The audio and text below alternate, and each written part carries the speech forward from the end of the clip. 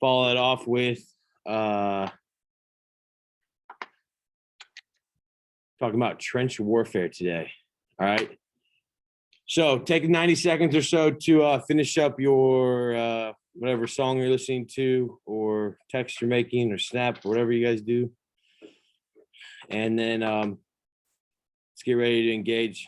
And towards the end of class, if I have the luxury, I will walk through the intro with you as much as we can get in, okay? That's going to be due tomorrow morning, all right? Everyone cool with that? For those of you that finished already, help the team out. Good morning, those of you on Zoom. Happy Wednesday to you. Want to give just a brief, if I can get everyone's eyes real quick up here. Nice shirt, rubbing it in today. It's all right. I knocked out my boys yesterday, but it's all right. 3-3, yeah. I've had 3 kids in 3 classes now, or 3 total kids in 3 classes get contact traced or whatever. So just, I know my students, I teach only freshmen, except for maybe 1 or 2 students, are all under 16. So you're not eligible for the vaccine. Obviously the Johnson & Johnson one stopped yesterday, right? So just continue to be careful around here. I know a lot of students are not. And I know just like you, I'm tired of wearing a mask, honestly. Like I'm just, my glasses fog up. My eyes get messed up because I'm not using my glasses at all. So I understand it's frustrating, but try to do your best when you're here, just because, I don't know, it's better to be in here than it is at home for another 2 weeks or however long they're going to make you stay home. All right. So just keep that in mind if you could. There's my public service announcement for the day. I'm done. I'm not going to go on a rant. All right. Can go ahead and share the screen with those of you at home, and go to modules, please. Yes, Ian. Does it? I don't understand why it does that to me. So we're going to go to trench warfare here. Apparently, the time I put in yesterday is not valid because it says the link is not valid. So I'm going to go ahead and just open this up. If I can get it to work live. Oh, maybe it's going somewhere else. Let me see.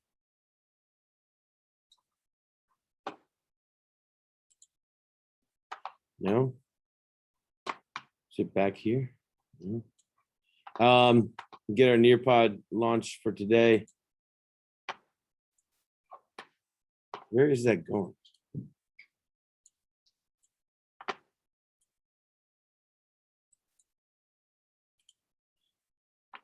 Apologize for this. I had everything super organized. So why would you not be working?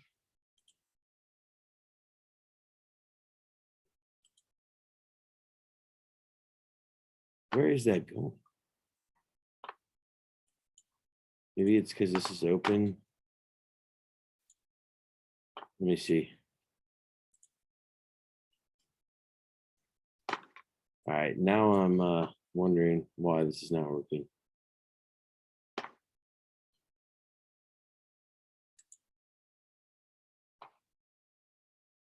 All right, let me try to refresh this real quick. Apologize, folks. Oh, save changes, sure. That's why it's not working. Give me 1 second. I played around with it this morning and I didn't even change anything. I just wanted to double check it. And then all of a sudden it said I had to save it and all the links that I put up were no longer valid. So about, I don't know, 60 seconds, it's going to work. All right. So just a refresher from yesterday. Anybody in the room want to tell me how World War I started? Can you give me a brief synopsis? Let's go. Give me 15 seconds. Give me 15 seconds. What do you got?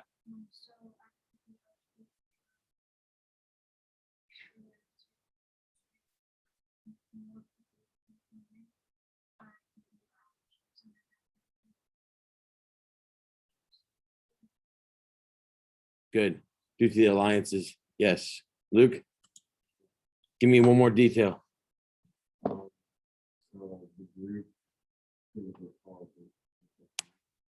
Oh, the Black Hand, the terror association. Yeah.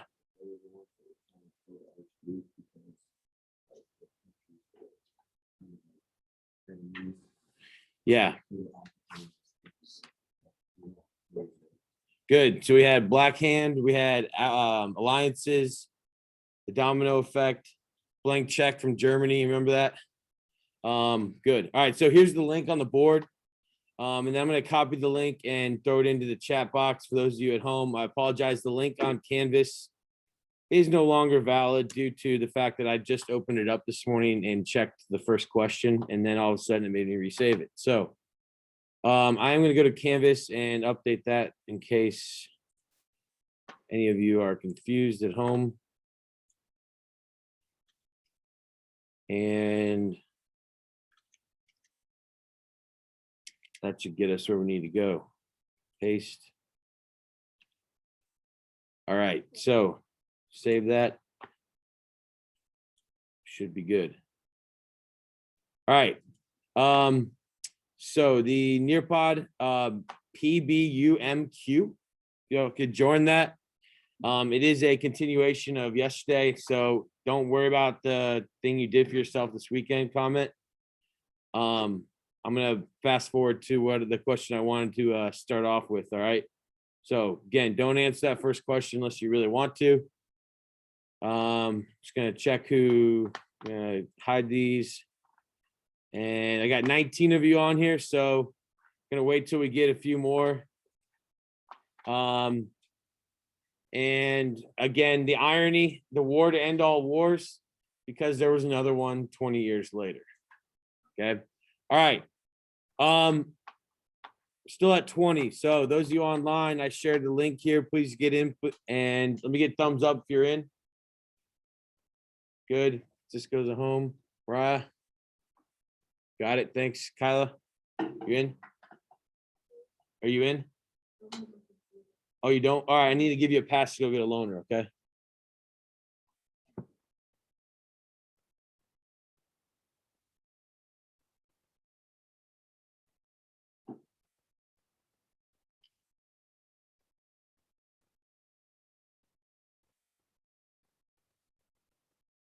Okay. While you are joining, this is the question I wanted to start off with is right here. All right. Got that yesterday. So, what is a trench? Have you ever dug a hole in the ground in Indiana, deep in the ground? What happens to the hole? Okay. Don't answer, put your answer in here and then we'll discuss it.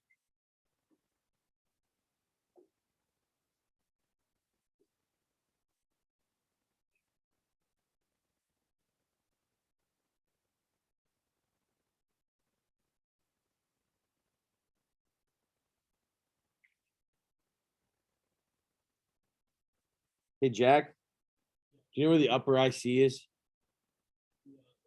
Upper Information Center? No? Okay. Kyle, I'm gonna give you, I'll show you how to get there, okay? Let's go do that. All right, go ahead and try to answer this whole thing. Like I said, if you've never dug a hole in the ground, maybe you're not sure, see if you know what a trench is. You can answer the whole question. That'd be fun. And here, Kyle, I'll show you how to get there, okay?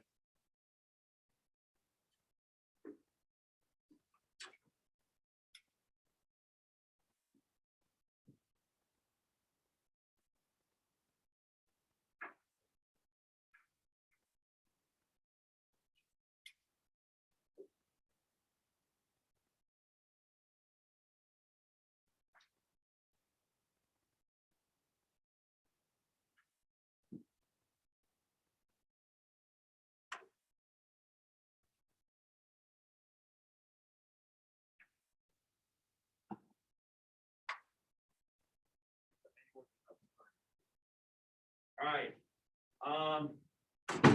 Let's go ahead and talk this out real quick. So a trench is a deep, long hole in the ground. That is true.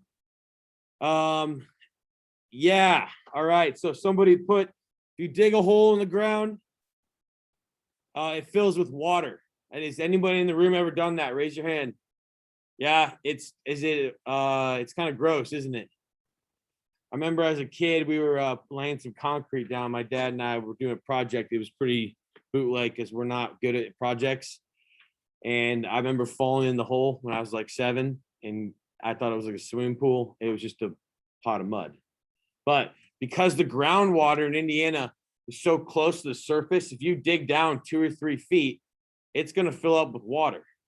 Okay.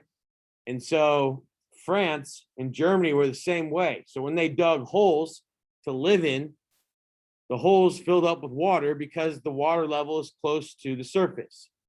All right. It's not like our rivers around here dig down real deep. Like the White River doesn't dig down real deep.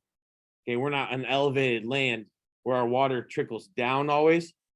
So our water stays pretty close to our surface right here. Okay. That's why Indiana is good for farmland, right? You know, at least the northern part of the state, not so much down by Brown County, okay, or down in the southern part, because that's where the glaciation, that's where glaciation stopped, and you know, there's more rolling hills in the southern part. All right, so we got 92% participation. Got a couple of you, no idea. That's all right. Put your answers in, please, if you could. And the reason why I want you to think about this is imagine living in a hole in the ground for months on end. Okay, with very little protection from the elements. Think about doing that in the winter. What would it feel like? Cold. What else? What else might it feel like?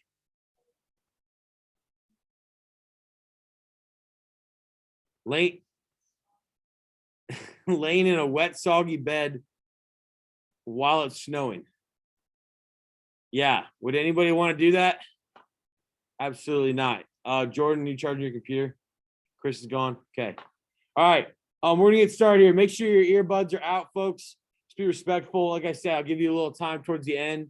All right. Like I said, I have earbuds too. I don't have them in because I'm trying to balance like 14 things at one time as well, obviously. So we're gonna move on here. All right, so I think I showed you this yesterday, but because the German plan to take over France and then Russia failed, you ended up with 35,000 miles of trenches. These are holes dug between Belgium and basically the Mediterranean Sea in France. Okay, that was called the Western Front. Again, on your note sheet, I saw a couple of you had it out for trench warfare. This is where you would jot this down. Okay. I'm going to show you a quick video here of how kind of the trenches were built and why. And it should give you a better understanding. But if you take a look at this picture, the trench lines were actually pretty complex. You had a front line trench. That's the farthest one on the left.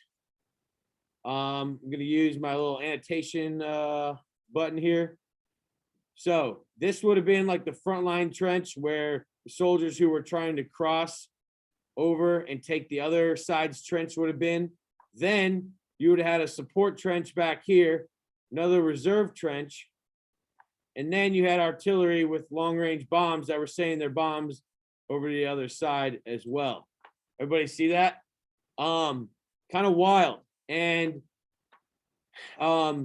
very few like structures to hide from. The French landscape got completely destroyed because of this, and their farmland, and all of their buildings that were like made out of wood were torn apart to try to build these trenches and fortify them. And literally, and I say this without lying, once that German plan failed, nobody moved more than 20 miles at any given time for 4.5 years. It was a true stalemate, meaning they just were stuck in the same spot and they were ruthlessly killing each other because of the machine guns and the new warfare, new weapons that they had created due to the Industrial Revolution. You see how that ties together? When they started turning those machines that they made to make more clothing and to make coal and steel faster, they started using those machines to make bigger guns and better weapons and better technology. And so where the Industrial Revolution helped society, for example, Chris here was talking about a 14X iPhone or something. It also hurt them in this war that they built up because they had no idea how to fight with these new weapons. They were using manuals from Napoleon in 1815. Imagine so World War I was fought from 1914 to 1918. Imagine using a manual of warfare from World War I to fight in 2021 against drones and computers. How would it work? You would be obliterated. You wouldn't even have a chance to breathe one time before you were gone, right? So again, that's why this war was so backwards. I want to explain this to you, and really ill thought out, ill prepared, and a consequence of what we said in Maine yesterday. All right, I'm gonna clear this and see if we can't go to the next slide here. All right, so this is how trenches were built. Okay, I again, wouldn't normal year we would actually recreate a trench in here and pile the desks up and conduct trench warfare. Can't do that because of COVID, because everyone gets really sweaty and is really close to each other. It's unfortunate. It's my favorite day of the year. I get bags of trash balls, and they're the ammunition, and we kind of recreate it. But so this is the best I can do. Some cheesy YouTube video. All right, so let's see what we got here. Let me make sure the sound is in the correct place for those of you at home. Epson. Make sure this is on Epson. All right.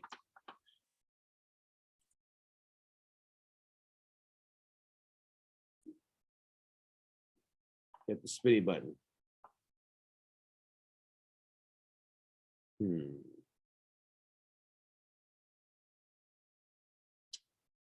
Oh, the technologies. There we go. Okay. I know. World War I. On the Western Front, trench systems were developed into a sophisticated network. In 1914, trenches were quickly dug out by both sides, parallel to each other, from the North Sea through Belgium and France. The trenches would offer some protection for the troops from overwhelming enemy artillery and infantry fire. Entrenching was the fast method of creating a trench system by having soldiers dig foxholes. This was dangerous, as it would be done in the line of sight of the enemy. A sapper could then transform this into a more sophisticated trench system that was deep enough for a man to safely stand up. As the war went on, the trench systems became more complex for permanent occupation. The wall facing the enemy was called a parapet, which was strengthened with sandbags to protect from enemy fire, wooden planks to strengthen the sides of the trench from collapsing in. Here, there was a fire step that formed a firing position and a way for the soldier to step out onto no man's land. An ammunition shelf was also dug into the side. The wall facing the back of the trench was called the parados. Here were dugouts where the soldier could eat and sleep and seek protection from artillery bombardments. More sophisticated protection came in the form of underground bunkers, which could also be used for storage of ammunition, food, and weapons, as well as command centers for officers to communicate orders with headquarters. On the floor. All right. Why do you think trenches were necessary in World War I?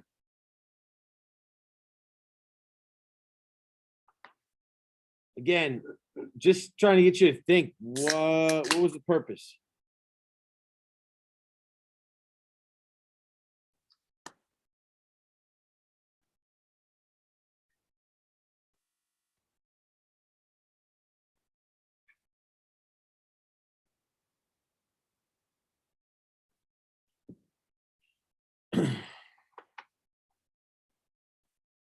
Fight the enemy with ease. Best way to find cover while being on offense. They allowed soldiers to stand up without being inside of the enemy. Fight and give protection. Necessary for protection. Harder to get shot. You get it. So you have to get underground, right? And the only way to get underground is to dig a hole in the ground. They could store weapons. They tried to. Not every trench was as nice as the ones that they're showing you here. Okay, I'll show you some real pictures after this. All right. Answer, because these video questions are gonna have to move through fairly quickly. Nope, I always do that. Press this again. All right. Trench warfare. Oop. Boards to provide secure ground and aid in drainage to keep the soldiers' feet away from the water, which caused diseases such as trench foot in the muddy, soggy terrain of the Western Front. Trenches were built in zigzags instead of straight lines, so that if the enemy managed to enter it, they would not be able to shoot down them. A typical trench system was 3 lines, approximately 800 yards or 730 meters apart. The first line, that was nearest to the enemy, was the fire trench. This was the most unpleasant and dangerous place to be. They were about 8 feet or 2.4 meters deep, 6 feet or 1.8 meters wide. The fire trench was the main line of resistance, with machine gun nests placed at strategic points and barbed wire placed in the front area, known as no man's land. The sapper would also dig out a sap head, which went slightly ahead into no man's land to form a listening post. The second line was the support trench, forming the second line of defense if the first line was taken away by the enemy. A kitchen and a dressing station kept the men fed, treated for any wounds. Soldiers were rotated every week between front line and support trenches. The third line was the reserve trench. These were connected to each other through communication trenches, which were used to transport soldiers, ammunition, food supplies, and orders from trench line to trench line. Latrines were also placed along these trenches. Behind these lines were artillery. German trench systems tended to be better. All right. Explain the different lines of the trenches. Why do you think they had to do this? So you saw there was 3 different sets, and then there are communication trenches in between.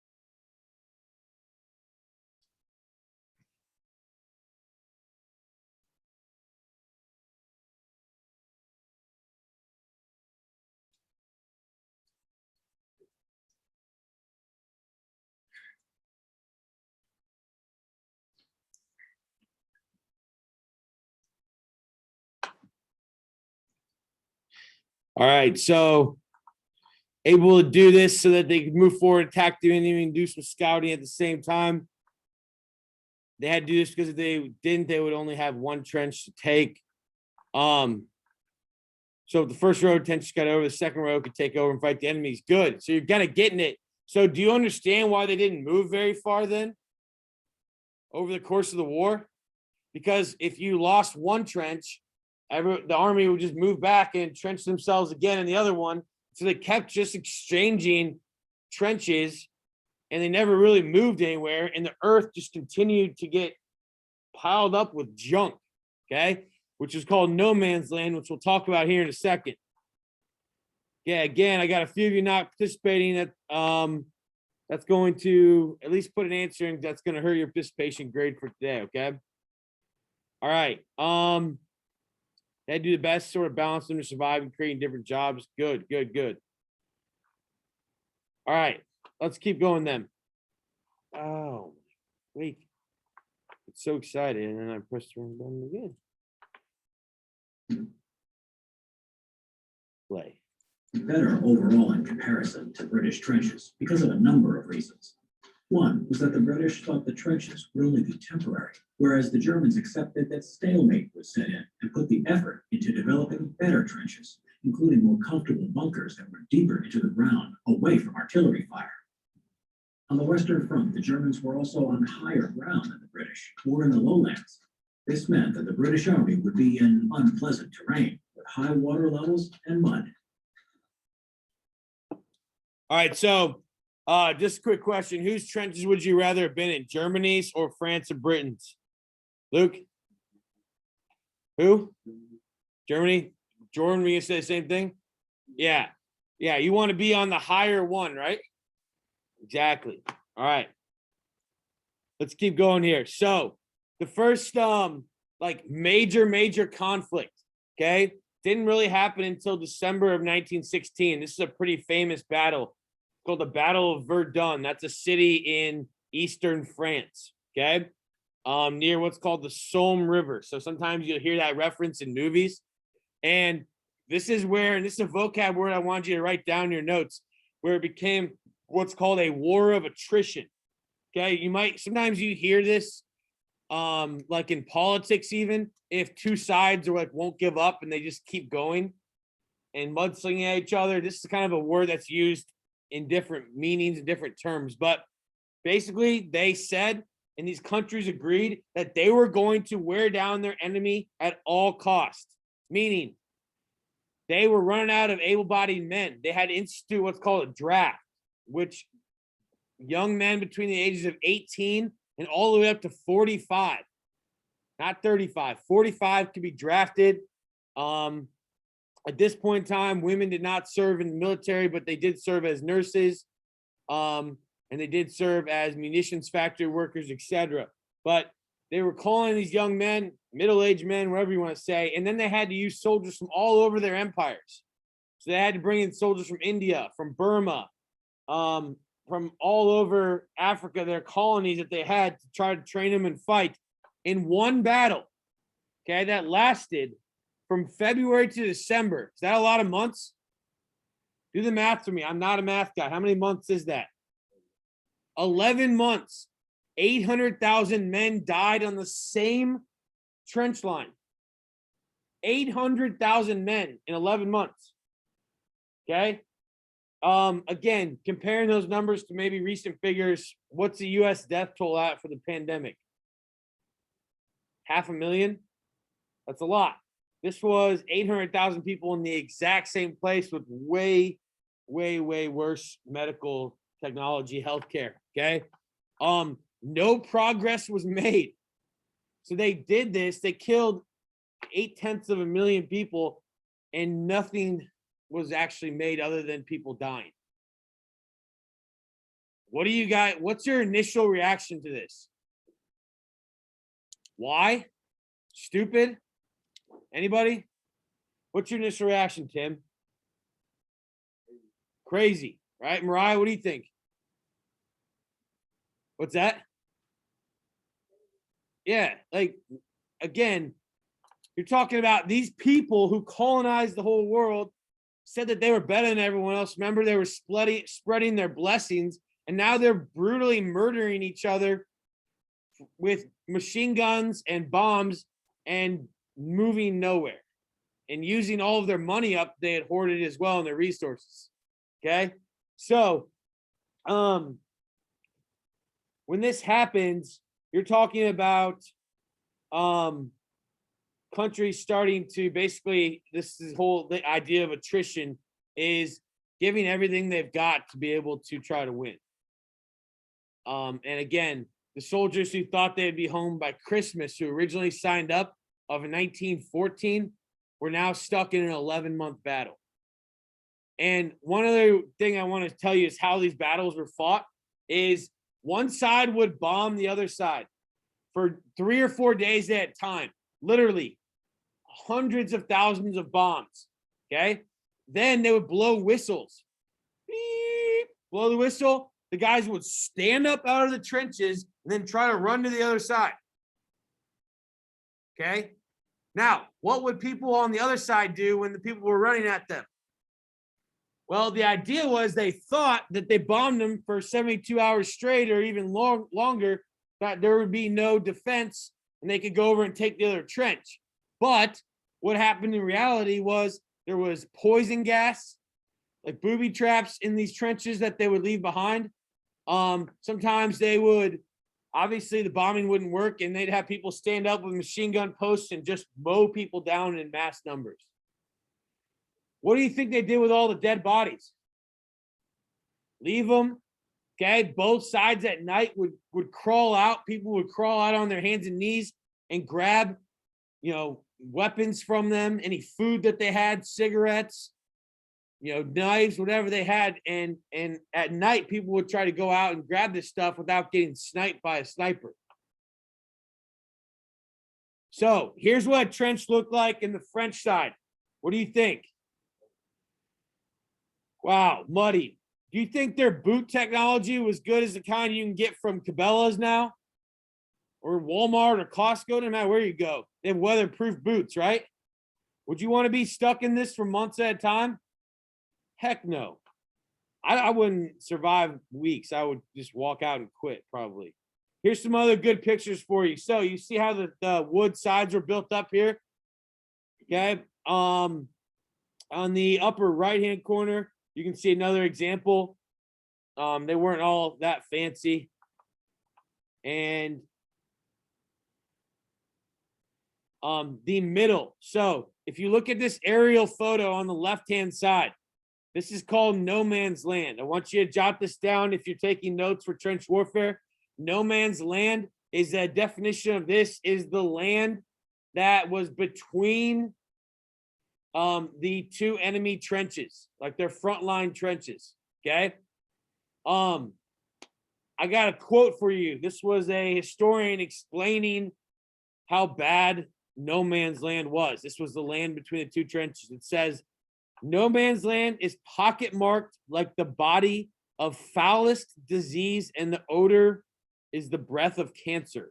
No man's land under snow is like the face of the moon, chaotic, crater-ridden, uninhabitable, awful, and the abode of madness.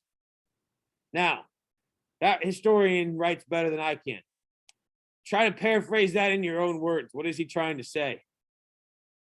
Ethan? It smells like death and when it snows, like Smells like death when it snows like the moon. Anyway, anyone else want to take any other descriptors you might pull out of that? Whether you believe in heaven or hell or not, would it sound like hell? If there was a description of it? Yeah. Yeah. 1917? Yes.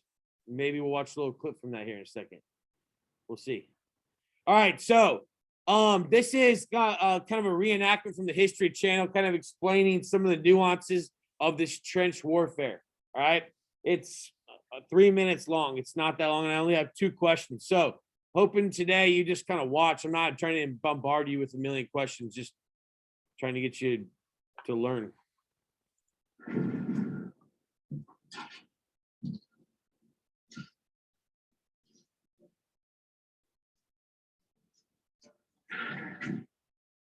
Life in a trench, I'd like to explain in one word: horrific.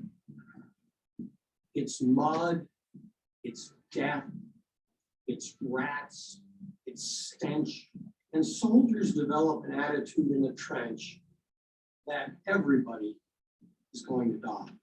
Life in the trench was abysmal. There were several lines of trenches, and the front line trenches, of course, were the most dangerous because they were constantly under fire. Into the line! The Germans dug assiduously, building dry, safe, and comfortable trenches for themselves, with bunkers that actually had electricity and sometimes running water. The British and French, who were convinced that they were never going to be there for that long, didn't spend nearly the same effort. So their trenches tended to be muddy and wet and not that safe. Disease ran rampant. It was very difficult to get any sort of sleep, a decent hot meal, keep your clothes dry, and more importantly, keep your sanity. There were so many health problems of just simple disease that took much more men out of combat than direct fire.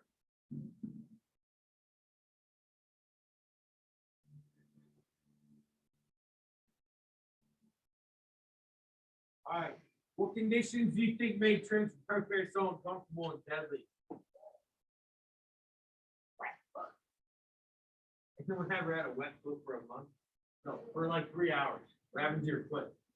It shrivels up, doesn't it? Little wet socks. God, it smells great.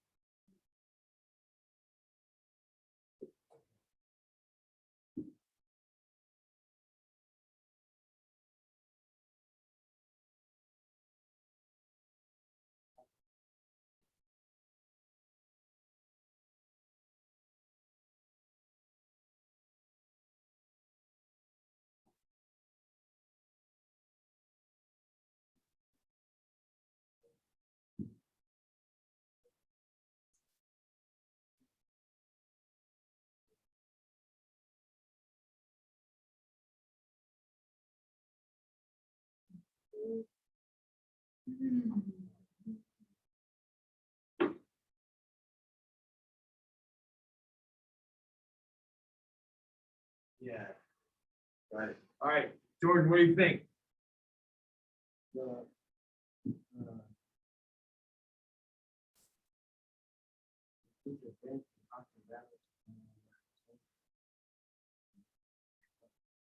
Good. So living in the water, the stench of death, mud, smell, inability of having water at times, constantly being, can you imagine not having anything over your head and then just wondering if one of those bombs is just going to land on you at any given time, day or night?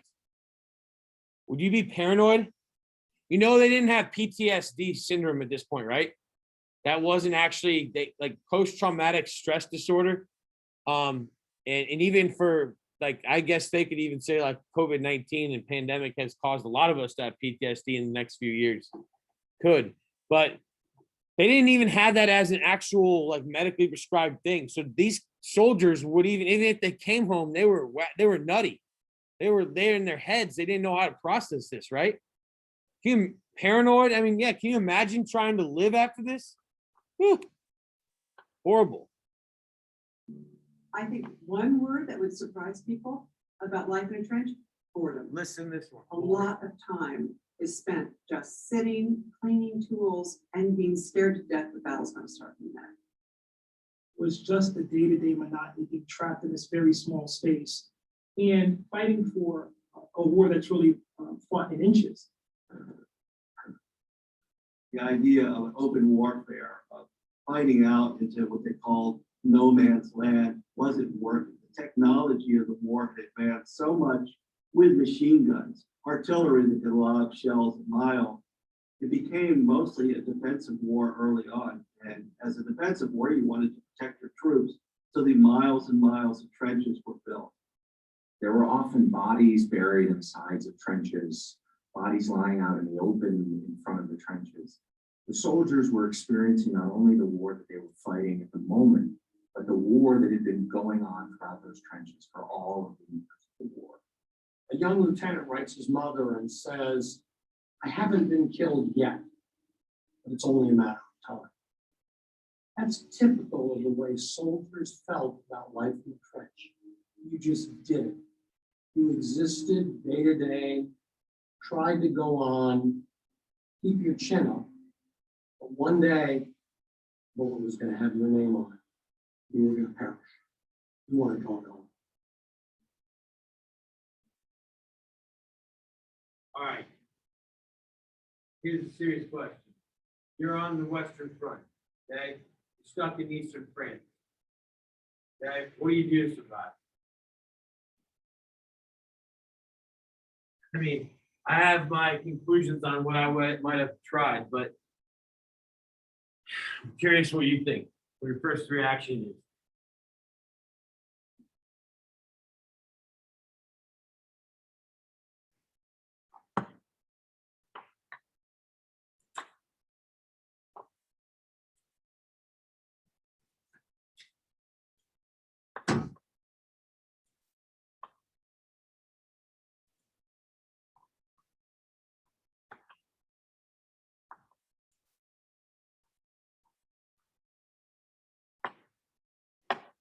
All right, I bet we got some good answers here. I would just follow orders, be safe, and pray, I guess. Run for my life. I don't even know. Stay away from large groups of people or close people because that is how disease spread. And then we'll try to figure out fire into groups of people will cause more casualties. Be as warm as possible. I'll try not to get shot. Come up with ideas. Make sure to ration out my food and stay on my toes at all times. Keep my head down. Fake sick and die. Oh gosh. Keep shooting. Keep shooting. You would have gotten bombed, question mark. Yeah, so here's the deal. This is what I wanted to explain to you because my initial reaction was whoever was, I would run away. Okay. They put, by the second or third year of this war, they would put generals behind the trench. Like they leave a certain amount of men in the frontline trench when they called it offense and they blew the whistle to get up and go. And if you deserted and ran back without being like wounded or having like an arm off or something, they would shoot you. Okay, literally. Okay, and it was even worse on the Eastern Front, which we haven't talked about yet. We're going to talk about how bad Russia fought in this war. On the Eastern Front, Russia had so few guns because their manufacturing in the industry was so far behind that of Germany and France and Britain that they literally had one gun to every 3 soldiers. So one person would load it, one person would shoot it, and the other person would basically stand around and tell them what's going on. It was a disaster. And so even in particularly in the Eastern Front in Russia, they would have people, again, generals would just stand there and they would waste guns and artillery like bullets on shooting people who tried to desert. Why would they kill their own people? Why do you think they would try that? Nate? Fear tactics so they don't leave. What do you think? Set an example. You can't desert. So go to the other people who said they would leave and find food and shelter. I'm not going. So you didn't have a choice if your number was drafted. And as the war went on, a country like England, which doesn't have that many men between the ages of 18 and 45, started running out of people. And imagine for how many people died. Imagine how many more people were wounded with their arms cut off or lost a leg or a foot. Can you come home and work in a factory after you lose an arm in the way that they worked then? No. And so who pays then for their wife and their kids to live? And who should pay for it? The government, right? Because they caused the mess. The government didn't have money to pay for 50 to 60 million people wounded. No way. Impossible. So it creates this horrible situation. And I think some of you are probably starting to process in your brain and go, Mr. Burnett, is this why World War II happened? Or is this why Adolf Hitler and these guys came to power? Because this was so bad? Exactly. Okay. And then the way that they end it, when I talk about this next week, you're going to go, these people are idiots. And that's why you learn history so you don't do this again. Okay. Smarter than that, hopefully. Then I saw that we're going to finally pull our troops out of Afghanistan for good. About time, right? All right, continuing. I'm going to pass this one because of time. And so I want to show you these pictures so you can really appreciate this, okay? Take a look up here, please. So I already showed you this trench, but take a look at this. See, you see a guy sleeping here on the left? Would that be comfortable? Man, no way that would be comfortable. You see these other people trying to sleep, their head down. You got bodies kind of thrown everywhere. Here's another picture. I mean, I'm going to show you this. So many soldiers developed what was called trench foot. You've probably heard of it before. Yeah, I believe this is on your quiz as well. So you may want to jot this term down. But trench foot is a condition that would develop when your body was exposed to water for an extended period of time. They wore leather boots. Once the leather got wet, it would stay wet for weeks on end. There's not like they had hand dryers or stuff to go out and dry your boots or, dish, whatever you call them, the dryer. That's what I call it at my house, where I put my clothes when they're wet. Okay, this is actual thing. You can still get trench foot today, but it's not responsible to do it, obviously. I got a question here. So this is a question. Good, Wesley. How did they get cameras? So this is right when photography started. Okay, the first cameras were produced. And so that's why you have some actual pictures here. Now, if you look at the upper right, the actual skin would rot off the bone. Okay, because it was wet for so long. Look on the bottom left. I want you to see this because it's funny because Shaq does these commercials. Shaquille O'Neal. That is called Gold Bond foot powder. It was literally created during World War I to give to soldiers to try to dry out their feet. Now, a lot of people will use it to try to dry out whatever. They'll put it in their armpits, they'll put it in different places. It's meant to dry things out. That's how it came about, was in World War I, to try to dry out people's boots. And nowadays, again, we got Shaq advertising it. You know, I don't know. It's still around though. All right.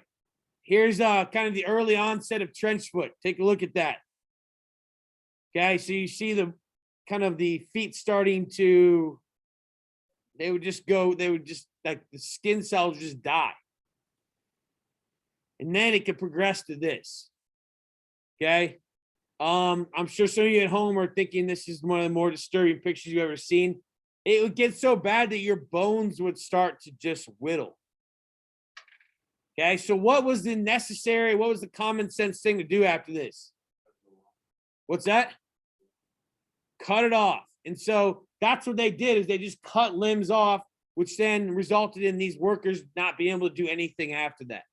Being completely, basically going back to their country with no losing a limb or losing a leg. They're not able to work anymore. They don't have unemployment insurance or anything like that for these soldiers set up. So it was kind of a disaster. Okay, the result, I wanted you to see this. This is what France looked like by 1917. So you still had a whole nother year and a half of war. Okay. All right, we're gonna go ahead and stop here. I gotta wipe the desk down. Those of you at home, thanks for your participation. Don't forget to do your intro. I will attempt to do 15 minutes of questions on that tomorrow. Thanks a lot, everyone.